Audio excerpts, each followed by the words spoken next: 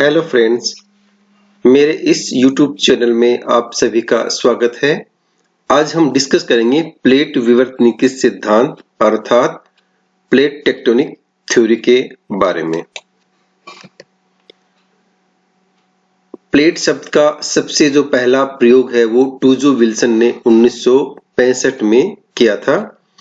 इसके अलावा भी बहुत सारे विद्वानों ने इस दिशा में महत्वपूर्ण कार्य किया है, जिसमें कुछ मुख्य नाम इस प्रकार से हैं: ब्लैकिट, हैस, डिजे, मेसन, वाइन एवं मैथ्यूज, कॉक्स, डॉयल एवं डलरिम्पल, अपडाइक, हर्जलर, मॉर्गन, वैलेंटाइन एवं मूर्स, मैकेंजी एवं स्क्लेटर आदि के नाम जो है मुख्य हैं।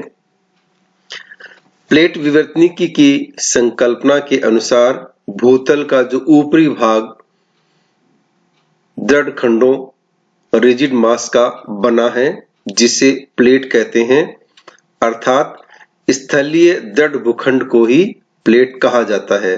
सिंपल से शब्दों में पृथ्वी का जो ऊपरी भाग है, जिसे जो रिजिड मास का बना है और आमतौर पे उसे ही प्लेट के नाम से जाना जाता है। इन प्लेटों के स्वभाव तथा प्रवाह से संबंधित अध्ययन को प्लेट विवर्तनिकी कहा जाता है। यानी कि जो प्लेट है या जो दृढ़ भूखंड है, इनमें किस प्रकार से मूवमेंट होता है, किस तरह का इनका मूवमेंट का नेचर है, उससे संबंधित जो अध्ययन है उसी को प्लेट विवर्तनिकी के नाम से जाना जाता है। और ये जो संकल्पना है प्लेट विवर्तनिकी की, ये दो तथ्यों के आधार पर इस संकल्पना का जो विकास है वो हुआ है। पहला है महाद्वीपीय प्रवाह की संकल्पना, कॉन्टिनेंटल ड्रिफ्ट थ्योरी। इस थ्योरी के बारे में हमने पहले के वीडियोस में पढ़ा है। और दूसरा जो कॉन्सेप्ट है सागर तले के प्रसार की संकल्पना, सी फ्लोर स्प्रेडिंग कॉन्सेप्ट। यानी कि जो प्लेट टेक्टोनिक जो कॉन्सेप्ट है, उस कॉन्सेप्ट का जो मेन जो बेस है या आधार है वो इन दो संकल्पनाओं पर आधारित है। इन संकल्पनाओं का संक्षिप्त परिचय हम आगे भी देखेंगे। यहाँ इस डायग्राम में ये दिखलाया गया है कि किस प्रकार से लिथोस्फीयर, एस्थेनोस्फीयर और ये ओशनिक क्रस्ट है, और किस प्रकार से ये कॉन्टिनेंटल क्रस्ट है, और यहाँ ये वोल्केनो भी इसमें दिखाया गया है। डिटेल में इसकी चर्चा हम आगे करेंगे। जो मॉर्गन नाम के जो विद्वान हुए हैं, उन्होंने 6 प्रमुख तथा 20 छोटी या लघु प्लेट जो है उसके बारे में बताया है। मॉर्गन ने बताया कि पूरे जो भूपृष्ठ है उस पे 6 तो मुख्य या बड़ी प्लेटें हैं और 20 जो है वो लघु या छोटी प्लेटें हैं। 6 जो मुख्य प्लेटें हैं उनके नाम है यूरेशियन प्लेट, इंडियन प्लेट, अफ्रीकी प्लेट, अमेरिकी प्लेट, पैसिफिक प्लेट और अंटार्कटिका प्लेट। यहाँ इस वर्ल्ड के मानचित्र में ये अलग अलग जो प्लेट्स हैं, इनकी स्थिति को दिखलाया गया। यहाँ इन सब के नाम जो है ये लिखे हुए हैं, और इनकी जो औसत मोटाई होती है, जो सॉलिड मास है, रिजिड मास है, उसकी औसत मोटाई 100 किलोमीटर जो है वो मानी गई है, जिसके अंतर्गत क्रस्ट या जो पपड़ी है तथा ऊपरी मंडल के ऊपरी भाग को जो है वो सम्मिलित किया गया है। प्रत्येक प्लेट अपने घूर्णन ध्रुव के चारों ओर वृत्ताकार मार्ग में भ्रमण करती है। यानी कि ऐसा माना गया है कि जो भी प्लेट्स है या दृढ़ भूखंड है, ये वृत्ताकार मार्ग में अपने घूर्णन ध्रुव के चारों ओर जो है इसका मूवमेंट जो है वो रहता है। इस तरह एक प्लेट अपने समीपस्थ प्लेट से दूर हो जाती है तथा दूसरे के करीब आ जाती है। यानी कि इन प्लेट्स में मूवमेंट के कारण से एक प्लेट दूसरी प्लेट के नजदीक आ जाती है, या दूसरी स्थिति ये होती है कि दूसरी प्लेट से वो जो प्लेट है वो दूर चली जाती है।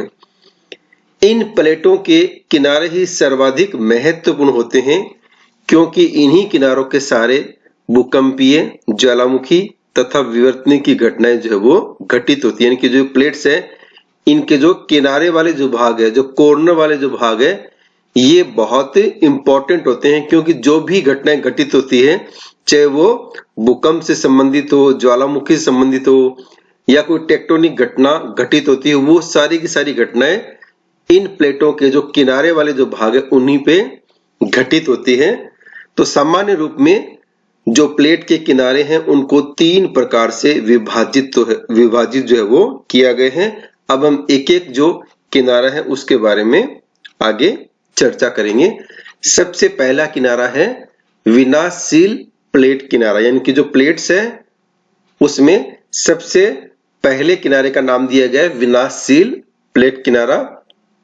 और इससे तात्पर्य है कि 2 प्लेट आमने सामने अभिसरित होते हैं। इन किनारों के सारे पदार्थ निचले मेंटिल में क्षेपण द्वारा वेवित होता है, अर्थात इन किनारों पर प्लेट का पदार्थ नीचे चला जाता है और प्लेट के किनारों में ह्रास हो जाता है।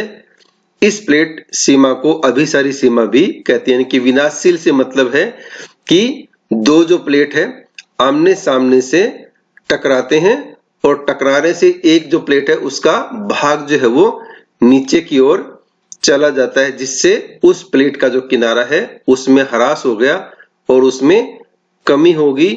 उसी कारण से इस किनारे को बोला गया है विनाशशील प्लेट किनारा। यहां पर हम ये देख सकते हैं कि ये जो किनारों की हमने बात की है, ये अलग अलग प्रकार के 3 जो किनारों की बात की है, यहाँ पर ये अलग अलग कलर्स में ये दिखलाए गए हैं, जिनकी चर्चा आगे हम करते हैं। दूसरा किनारा है संरक्षी प्लेट किनारा। संरक्षी किनारों के सहारे 2 प्लेट एक दूसरे के अगल बगल से खिसक जाते हैं, जिस कारण जो रूपांतर भ्रंश यानी कि ट्रांसफॉर्म फॉल्ट है उसका निर्माण होता है तथा प्लेट के किनारों के धरातलीय क्षेत्र में कोई भी अंतर नहीं होता है। यानी कि संरक्षी से मतलब है कि 2 किनारे, 2 जो प्लेट्स है वो अगल बगल से एक दूसरे के पास से वो खिसक जाएंगे, उसकी वजह से उसमें ट्रांसफॉर्म फॉल्ट जो है वो आ जाएगा। लेकिन उनका जो प्लेट का जो किनारा है या जो धरातलीय क्षेत्र है उसमें ना तो कमी होगी ना ही वृद्धि होगी। इसे संरक्षी इसलिए कहते हैं कि इस सीमा के सहारे न तो प्लेट का क्षय होता है, विनाश होता है, और न ही नए पदार्थों का जो है वो निर्माण होता है। और तीसरे प्रकार का जो किनारा है वो है रचनात्मक प्लेट किनारा। रचनात्मक किनारों के सहारे नए पदार्थ का निर्माण जो है वो होता है। यह प्रक्रिया मध्य महासागरीय कटक के सहारे उत्पन्न होती है, जहां 2 प्लेट विपरीत दिशाओं में अपसरित होते हैं। इसे अपसारी प्लेट सीमा भी कहा जाता है। यानी कि रचनात्मक प्लेट करने से तात्पर्य है कि 2 प्लेट्स एक दूसरे के विपरीत दिशा में प्रवाहित होती है, उसकी वजह से जो मध्य महासागरीय रीजेज हैं, कटक हैं, उनके सारी ये घटनाएं घटित होती है और वहां से पृथ्वी के आंतरिक भाग से नए पदार्थ जो है बाहर की ओर आते हैं और वहां पर जो है नए पदार्थ का या नए भूभाग का निर्माण हो जाता है। इसलिए इसको बोला गया है रचनात्मक प्लेट किनारा। अब इन्हीं तीनों किनारों को यहां हम इस डायग्राम के माध्यम से समझने का प्रयास करते हैं। पहला यहां पर इसमें दिखाया गया है रचनात्मक प्लेट किनारा, जिसमें एक ये प्लेट है और दूसरी ये प्लेट है। ये दोनों विपरीत दिशा में जा रही है और यहाँ पर जो मिड ओशन रीजेज है, मध्य महासागरीय कटक है, उसके सारी ये घटना घटित होती है और उसकी वजह से यहाँ से नए पदार्थ जो है, यानी कि जो लावा है या मेग्मा है, वो बाहर की ओर आता है और नए भूभाग का निर्माण होता है। दूसरा देखा था हमने विनाशशील प्लेट किनारा। इसमें 2 प्लेट जो है आमने सामने से टकराते हैं, जिससे एक का जो भूभाग है वो नीचे की ओर चला जाता है, जिससे इसमें इसके जो किनारा है, इसका जो किनारा है उसमें ह्रास हो गया, कमी होगी, इसलिए इसको बोला गया है विनाशशील प्लेट किनारा। और तीसरा हमने देखा था संरक्षी प्लेट किनारा, यानी कि ये जो दो प्लेट है ये एक दूसरे के अगल बगल से खिसक जाते हैं, जिससे यहाँ पर ट्रांसफॉर्मर फॉल्ट जो है उसका निर्माण होता है, लेकिन इनके जो भूभाग है या इनके जो किनारे हैं उसमें किसी प्रकार की कोई क्षति या नए पदार्थों का निर्माण नहीं होता है, इसलिए इसको बोला गया है संरक्षी प्लेट किनारा। तो इस प्रकार से हम कह सकते हैं कि जो प्लेट्स है उनके किनारे ही सबसे अधिक अध्ययन की दृष्टि से महत्वपूर्ण होते हैं, क्योंकि जो भी घटनाएं घटित होती हैं वो इनके किनारों पर ही घटित होती हैं। इसी प्रकार हेस ने महाद्वीपों के प्रवाह के पक्ष में प्लेट विवर्तनिक सिद्धांत का प्रतिपादन 1960 में किया था। हेस के अनुसार महाद्वीप तथा महासागर विभिन्न प्लेट के ऊपर टिके हुए हैं, यानी कि हेस ने माना कि जो महाद्वीप है और ये जो महासागर है ये अलग अलग प्लेट्स के ऊपर जो है वो स्थित है। जब ये प्लेट प्रवाहित होते हैं यानी कि इनमें मूवमेंट होता है तो उनके साथ महाद्वीप तथा महासागर तले भी विस्थापित हो जाती है। हेस ने बताया कि जब इन प्लेट्स में मूवमेंट होता है तो उसके साथ साथ जो महाद्वीप और महासागर की जो तली है वो भी साथ में ही इनसे दूर होती जाती है, या उसमें मूवमेंट जो है वो होता है। महाद्वीपीय विस्थापन का सशक्त प्रमाण सागर नितल के प्रसरण से हुआ, यानी कि जो महाद्वीपीय विस्थापन है उसका एक ठोस जो प्रमाण है वो समुद्रों की तली के विस्तार से भी हुआ माना जाता है। अब हम देखते हैं सागर नितल प्रसरण और सी फ्लोर स्प्रेडिंग जो है ये क्या है।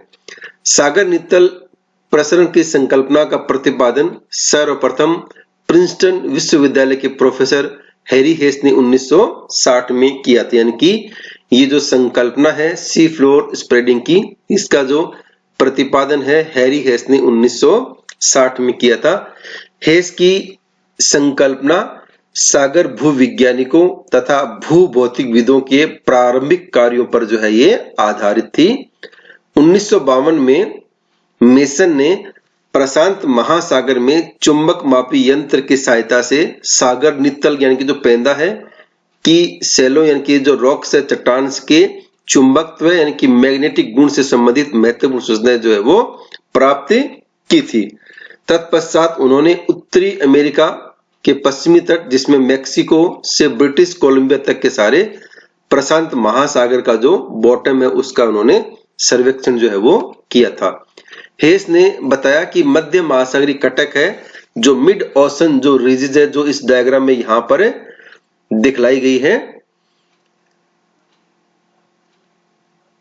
कटक मेंटिल से उठने वाली संवाहनीय तरंगों के ऊपर स्थित, यानी कि जो मिड ओशन रीजेज है ये मेंटिल से उठने वाली जो संवाहनीय तरंगे हैं उनके ऊपर ये स्थित है।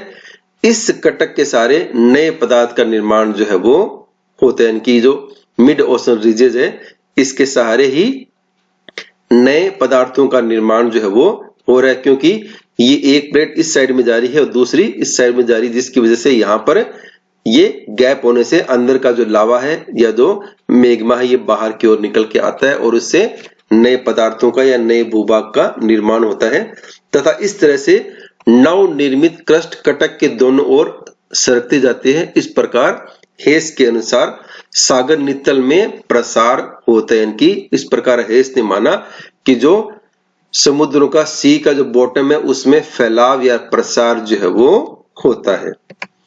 दूसरी इसी में संकल्पना थी जिसके ऊपर ये प्लेट टेक्टोनिक सिद्धांत जो है वो आधारित था, वो थी प्लेट विवर्तनिकी तथा महाद्वीपीय विस्थापन की संकल्पना।